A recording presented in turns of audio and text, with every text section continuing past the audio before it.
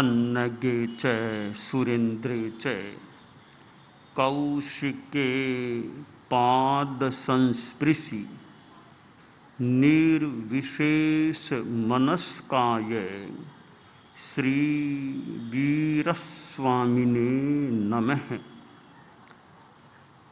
आर्हत वाङ्मय में कहा गया है, सत्यम लोयम सारभूयम। सत्य लोक में सारभूत है। हमारी दुनिया में धर्म की महिमा है। धर्म को उत्कृष्ट मंगल कहा गया है। धर्म के अनेक प्रकारों में अहिंसा भी है। अहिंसा निवुणम दिट्ठा सर्वभूएषु संयमो। सर्व जीवों के प्रति संयम से अहिंसा जुड़ी हुई है। आदमी जीवों को जानता है, अजीवों को जानता है, तब वह अहिंसा और संयम की साधना जीवों और अजीवों के संदर्भ में कर सकता है। जैन साध्वाचार में अहिंसा पर सूक्ष्म ध्यान दिया गया है। अहिंसा निवुणम दिट्ठा, बहुत निपुण रूपेण अहिंसा को देखा गया है। और साधुओं के जीवन में तो अहिंसा महाव्रत होना चाहिए, और जो निर्दिष्ट भी है। और उस अहिंसा में सूक्ष्म जीव यानी जो स्थावर जीव हैं, पृथ्वी काय, अपकाय, तेजसकाय, वायुकाय, वनस्पतिकाय, इन जीवों के प्रति भी अहिंसा का पालन करना यह निर्दिष्ट है। हरियाली आ गई है तो साधु हरियाली पर आशिका बैठना सोना न करे। एक सामान्य रूपेण वर्षा हो रही है तो वर्षा में चलाकर गोचरी जाना हमारे यहाँ वर्जित है। अपकाय की हिंसा न हो जाए। चलो तो देख देख कर चलो, ईर्ष्या समिति पूर्वक चलो। जीवों की हिंसा से बचने का प्रयास करो। रात में यूं लंबा विहार करना, यानी अंधेरा है, अभी तो 1 घंटा 1.5 घंटा रात है, तो हमारी परंपरा में तो वो रात को विहार करना भी मान्य नहीं है। 1 घंटा 1.5 घंटा 2 घंटा अभी रात्रि है, रात को चलेंगे तो अहिंसा की साधना में बाधा पड़ सकती है। तो हमारे यहाँ वो 1.5-2 घंटा रात है तब विहार कर देना, यह भी हमारी परंपरा में तो मान्य नहीं है, सम्मत नहीं है सामान्य रूपेण। तो यानी अहिंसा पर निपुणता से ध्यान दिया गया है। रात्रि भोजन का निषेध, सूर्य अस्त होने से लेकर सूर्य उदय हो, यह जो रात्रि काल है, इसमें साधु को न खाना न पानी पीना, इसमें भी अहिंसा अंतर्गर्भित है कि रात्रि में भोजन करेगा, पानी पिएगा, कहीं जीव जंतु मर सकते हैं, अंधेरे में जीव हिंसा हो सकती है, लाइट्स हो तो छोटे छोटे कोई जीव जंतु हो सकते हैं। तो अहिंसा की दृष्टि से भी रात में नहीं खाना पीना अनुकूल है। साथ में संयम भी होता है। दिन में लेना था तो ले लिया भोजन पानी, अब रात में फ्री निश्चिंत खाना पीना, ये चर्या संबंधी कार्यों से काफ़ी मुक्ति। अपना स्वाध्याय करो, ध्यान करो, लोगों को उपदेश दो, अच्छी बात करो, या फिर सो जाओ, नींद ले लो। तो रात को भोजन पानी से फ्री, बहुत अच्छी व्यवस्था लग रही है, संयम है। रात में खाना पीना नहीं, और कभी प्यास लग जाए गर्मी में, उसको समता से सहन करना है, तो वो तपस्या भी हो गई। तो ये अहिंसा साधुओं के लिए भिक्षा की विधि है कि साधु खुद खाना नहीं पकाए, क्योंकि खाना पकाने में भी जीव हिंसा, त्रस्काय के भी जीव कोई मर जाए, वनस्पतिकाय, अग्निकाय, अपकाय, कई जीव मर सकते हैं। साधु भोजन न पये न पयावे, न पकाना खुद को न दूसरों से पकवाना, दूसरे पकाएंगे साधुओं के लिए तो वहाँ भी हिंसा है। तो न पकाना न पकवाना तो जीवन कैसे चलेगा।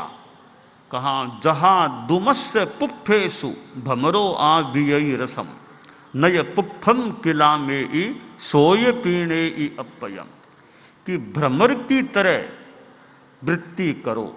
भंवरा है, एक फूल पर गया, थोड़ा सा रस पिया, सारा रस नहीं, थोड़ा सा रस, अगले फूल पर गया थोड़ा सा, फिर आगे सारा रस नहीं पीता, थोड़ा थोड़ा रस लेता है। तो न तो फूल को क्लांत करता है, पुष्प को भी क्लामित नहीं करता, खुद का भोजन भी ग्रहण कर लेता है। इसी प्रकार भ्रामरी वृत्ति के रूप में साधु घरों डेरों आदि जहाँ भी जाए, थोड़ा थोड़ा भोजन लेकर इकट्ठा करके अपना काम चला ले। न साधु को पकाना पड़े, न साधु को दूसरों से अपने लिए पकवाना पड़े।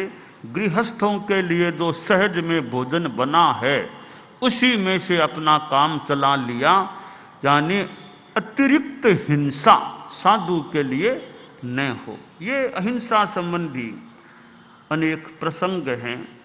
ये अहिंसा न्यूनम दिट्ठा, अहिंसा को निपुणता से देखा गया। साधु कि कार आदि वाहन का उपयोग न करे, यह नियम। कार आदि में यात्रा करें तो वहाँ भी जीव हिंसा, कीड़ों मकोड़ों की तो गिनती कौन करे, कुत्ता क्या, सांप क्या, बिल्ली क्या, दुर्घटना में आदमी तक की हिंसा हो सकती है। तो हम साधुओं की व्यवस्था है सामान्य रूपेण कार जैसे वाहन में यात्रा नहीं करना, सामान्यतया तो चलो, पैरों से चलो, शरीर को सहज में श्रम भी मिलता है, जीव हिंसा से बचाव हो सके कि देख देख कर चलो। कार में तो कौन क्या देखेगा, क्या मरता है क्या नहीं मरता है। तो धर्म का एक प्रकार है वह अहिंसा है। धर्म का अचौर्य भी प्रकार है, चोरी नहीं करना। हम ईमानदारी की बात करते हैं, ईमानदारी खैर साधुओं की तो बहुत बड़ी बात है, महाव्रत की बात है, पर आप लोग जो गृहस्थ हैं उनके लिए अनुव्रत की बात है। तो गृहस्थ जीवन में ईमानदारी, ईमानदारी के दो आयाम हैं, झूठ नहीं बोलना और चोरी नहीं करना। दो चीजें आ गई तो झूठ नहीं बोलना, चोरी नहीं करना, तो मानो कि संभवतः ईमानदारी जीवन में आ गई। ईमानदारी कई बार कुछ कठिन भी हो सकती है, जहाँ पैसे का प्रसंग है या स्वयं के मान अपमान का प्रसंग है, कोर्ट आदि पुलिस आदि के प्रसंग हैं, वहाँ भी ईमानदारी रखना, न कोर्ट में झूठ बोलना, न झूठी साक्षी देना, न किसी पर झूठा आरोप लगाना। खुद को दंड मिलेगा तो मिलेगा, झूठ बोलकर अपना बचाव नहीं करना। बहुत ऊंची बातें हैं। पर आप लोग गृहस्थों में भी कोई कोई बहुत ऊंचे आदमी मिल सकते हैं, बड़े ईमानदार आदमी। मान लो वो कभी थोड़े बहुत लाभ के लिए झूठ नहीं बोलना, गड़बड़ी नहीं करना, बेईमानी नहीं करना, तो यह ईमानदारी का संकल्प है। 100% हो तो बहुत बढ़िया, उतना न हो सके तो 90%, 80% जितना रख सके उतना तो ईमानदारी को रखने का प्रयास करना चाहिए। तो सारभूत, सत्य को सारभूत कहा गया है। एक सार है, आदमी का विश्वास सत्य के आधार पर हो सकता है। जो आदमी बार बार झूठ बोलता है, बेईमानी करता है, उसकी बेईमानी सामने आ जाती है, फिर उसका विश्वास खंडित हो उसके प्रति लोग सोचेंगे यह तो झूठा आदमी है, बेईमान धोखेबाज आदमी है, आगे से इसका विश्वास नहीं करना है। तो विश्वास को कायम रखने का आधार है सच्चाई, ईमानदारी के पथ पर चलना। तो यह अध्यात्म है, धर्म है। इधर विज्ञान की बात है, हमारे वैज्ञानिक श्री के.पी. मिश्रा जी भी स्थित हैं। विज्ञान की रात्रि में बात हुई थी। अध्यात्म और विज्ञान दोनों में जहाँ खोज की बात है, तो अध्यात्म से यानी केवल ज्ञान होने पर जो ज्ञान प्रकाशित हो जाता है वो सर्वज्ञता वाला ज्ञान, फिर कोई बात अज्ञात नहीं रहती। सर्वज्ञ बन गया, केवल ज्ञान हो गया, फिर एकदम सच्चाई सामने आ जाती है। हाथ में आंवला, यह हाथ की रेखाएं दिख रही है, ऐसे पूरा जगत सब सामने उसको ज्ञान से दिखने लग जाता है। तो अध्यात्म की साधना करते करते भी वो सच्चाई अतीन्द्रिय ज्ञान से प्रकट हो सकती है। अध्यात्म और विज्ञान है, वो दोनों में समानता भी हो सकती है, कहीं कहीं असमानता भी हो सकती है। कि अध्यात्म में जहाँ मोक्ष प्राप्ति की बात है, अध्यात्म में राग द्वेष मुक्ति की साधना की बात है, अध्यात्म में आत्मा की प्रधानता है। हो सकता है विज्ञान में वो राग द्वेष मुक्ति, वीतरागतार, सम्यक ज्ञान, दर्शन, चारित्र, ये चीजें विज्ञान में न भी हों।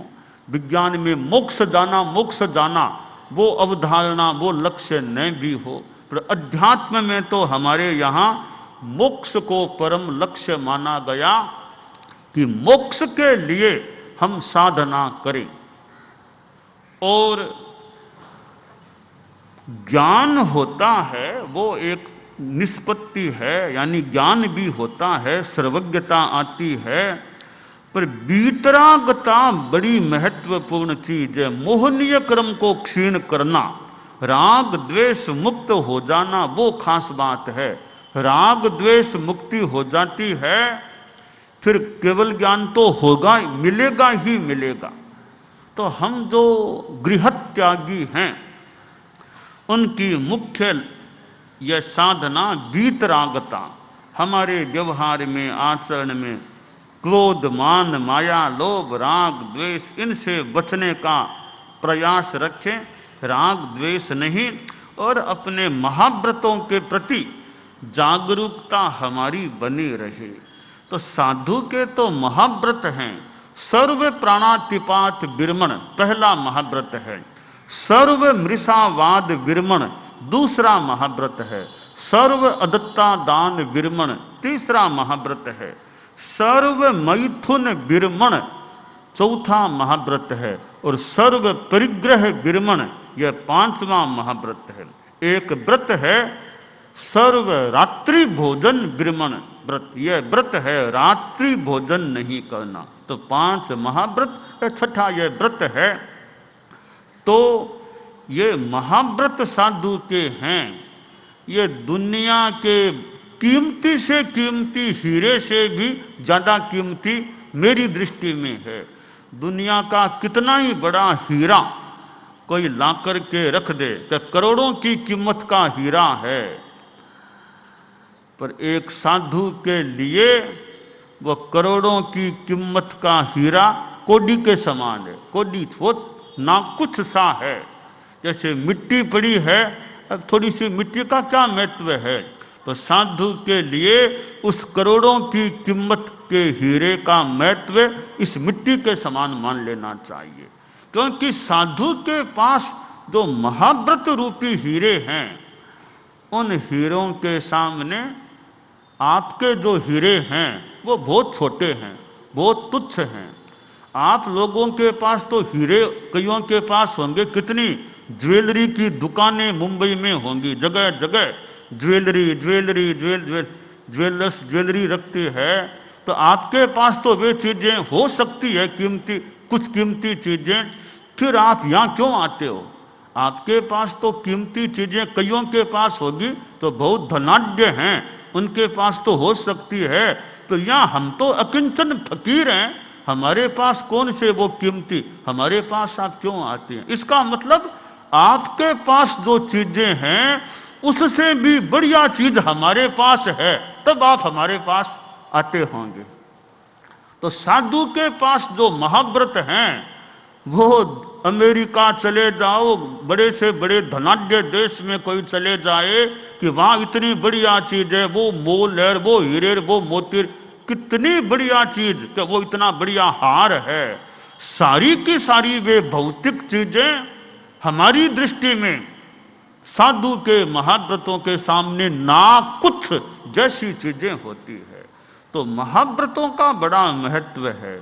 ये आपके हीरे हैं, मान लो ज्यादा से ज्यादा इस जीवन तक आपके काम आ जाएं, बाद में क्या आएंगे, इस जीवन तक काम आ जाएं, पर हमारे जो हीरे हैं उनका प्रभाव आगे भी रह सकेगा, ठेठ मुक्ति तक ले जाने में ये हमारे हीरे हमारा सहयोग कर सकेंगे। और मुक्ति जो आत्मा जाती है, श्री के.पी. मिश्रा जी से बात हुई, मैंने कहा हमारा यह सिद्धांत है जैनिज्म में कि जब आत्मा मोक्ष में जाती है, यहाँ आत्मा है और मोक्ष कितना दूर, सूर्य है, वहां से भी और कितना कितना कितना ऊंचा मोक्ष का स्थान है। वो आत्मा जो मोक्ष में पहुंचती है यहां है और मोक्ष में है, एक सेकंड भी नहीं लगता। एक सेकंड का करोड़वां अरबवां हिस्सा कर दो वो भी नहीं लगता, इतने में वो आत्मा यहां से वहां हो जाती है। तो यह विज्ञान की जो बात है कि अभी विज्ञान के पास यह अवधारणा इस रूप में आई कि नहीं कि मोक्ष तक पहुंचना होता है, एक सेकंड भी नहीं चाहिए, एक सेकंड का करोड़वां हिस्सा भी नहीं, और कम, इतने हिस्से में आत्मा यहां से वहां हो जाती है। हमारी जैनिज्म की भाषा में टेक्निकल एक समय मतलब टाइम का न्यूनतम हिस्सा, सेकंड का भी कितना कितना कोई हिस्सा करे तब वो एक समय की बात है। इतने सूक्ष्म समय में मोक्ष जाने वाली आत्मा यहाँ से वहाँ हो जाती है। और जो अफूसमान गति की बात है, क्या वो प्रक्रिया है, क्या नियम है, पर एक समय की गति यहाँ है और वहाँ है। तो यह विज्ञान में जो बातें जो अब हमारे जैनिज्म में हैं, मुनिश्री महेंद्र कुमार जी स्वामी थे, तो वो साइंस और अध्यात्म और विज्ञान की जो कॉन्फ्रेंस जो हुई थी, तो अब ऐसी कॉन्फ्रेंस है, उसका अपना मूल्य महत्व हो सकता है, पर साइंस में भी कई अवधारणाएं मिल सकती हैं, कई अवधारणाएं अध्यात्म के पास है, और अध्यात्म की कोई अवधारणा फिर विज्ञान उसका प्रयोग करके सिद्ध कर दे, तो अध्यात्म की बात और ज्यादा आम जनता के लिए विश्वास के लायक बन सकती है। हालांकि कहीं कहीं विश्वास कोई करे न करे, तो जो सच्चाई है वो तो है ही, कोई विश्वास करे अथवा न भी करे, अगर सच्चाई है तो सच्चाई है ही। पर अध्यात्म का जो सिद्धांत है वो विज्ञान के द्वारा स्थापित कर दिया जाए, सिद्ध कर दिया जाए, प्रयोग से बता दिया जाए, तो फिर आम पढ़ा लिखा प्रबुद्ध आदमी है वो उस पर आसानी से, कि सही बात है, अध्यात्म की बात तो है ही, पर विज्ञान ने भी स्वीकार कर लिया। अब वनस्पति में जीव हैं, यह अध्यात्म का तो सिद्धांत है ही कि वनस्पति में भी जीव है, पर विज्ञान ने, जगदीश चंद्र सिद्ध हो गया। अब कोई भी आदमी विपदा लिखा देख लो, हमारी बात तो है ही, तो विज्ञान के द्वारा भी सम्मत है कि वनस्पति सजीव होती है। तो विज्ञान बड़ा सहयोगी बन सकता है अध्यात्म के सिद्धांतों को बहुत बल के साथ बताने में। अध्यात्म अकेला है, विज्ञान मिलने से दो हो गए, अकेला है दो हो गए तो शक्ति बढ़ सकती है। तो 2 मिल 52 वीर, 2 मिल जाते हैं, 1 1 11 हो सकते हैं, 2 मिल जाते हैं तो थोड़ा अकेला बच्चा है कि रात को डर लगता है, एक साथ में एक और हो गया अब डर नहीं लगता कि साथ में और है मेरे। तो अध्यात्म अपने आप में भी मेरे ख्याल से तो ऐसे तो बड़ा सक्षम तत्व है। फिर भी अब ग्रंथों की बातें हैं, कोई लिखने में भूल हो गई, क्या हो गई, मान लो कोई मन में आ जाए, पर उस बात को विज्ञान ने प्रैक्टिकल रूप में, प्रयोग के रूप में सिद्ध करके दिखा दिया, फिर तो शंका को कहाँ कितना स्थान है। अभी हमारी बात तो है ही ग्रंथों में, आगमों में, शास्त्रों में, अरे विज्ञान ने भी यह सिद्ध कर दिया है। अब दुर्बद्धम सुबद्धम भवति, अध्यात्म शास्त्रों ने बताया और विज्ञान ने उसको सिद्ध कर दिया, अब और तो क्या, अब डाउट की क्या अपेक्षा है। तो अध्यात्म और विज्ञान ये दोनों एक दूसरे के सहायक भी बन सकते हैं, एक सहचर रह सकते हैं। तो हम अध्यात्म का उपयोग करें और जहां अपेक्षा विज्ञान को भी साथ में जोड़ दें तो दोनों मिल जाते हैं, तो बात सच्चाई और ज़्यादा मजबूत बन सकती है और लोगों के लिए विश्वास लायक भी और ज़्यादा बन सकती है।